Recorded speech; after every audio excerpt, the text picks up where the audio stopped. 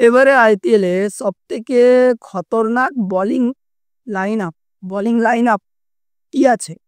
হ্যাঁ, এটা অনেকেরই অনেক রকম মত হবে। হুম, কেউ হয়তো বলবে যে মুম্বাই, কেউ কলকাতা, যে যার মতন করে বলবে। বাট সেইভাবে যদি একটু বিচক্ষণভাবে দেখা যায়, চেন্নাই বেস্ট। কেন বেস্ট? কারণ তাদের কাছে সবচেয়ে বড় অস্ত্র একটা আছে, মাথিসা প্যাথিরানা। যে তো কি বল করে সেটা আমাকে আর বলার কিছু নেই। দ্বিতীয়ত হচ্ছে তারা একজন পেসারকে নিয়েছে, খেল আহমেদকে। যে কিন্তু সুইংও করতে পারে প্লাস পেসটাও খুব দারুণভাবে করতে পারে। আর তার সাথে আরো একজন আছে, আহ, স্যাম কারেন।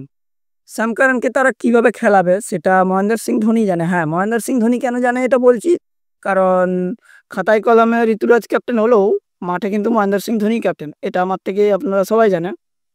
আর দ্বিতীয়ত বলার কিছু নেই, চেন্নাই ইজ দ্য বেস্ট আমার মনে হয়। স্পিনিং এর দিক থেকে যদি দেখতে যাই সেক্ষেত্রে বলে না একটা পুরনো চাল ভাতে পারে, রবিচন্দ্রন অশ্বিন, জাদেজা কিভাবে খেলবে। আমার তো মনে হয় পেস সব থেকে, বোলিং এর লাইন আপ দিক থেকে দেখতে গেলে pace, spinning, Chennai is the best. আপনার কি সেটা কমেন্ট অবশ্যই জানান।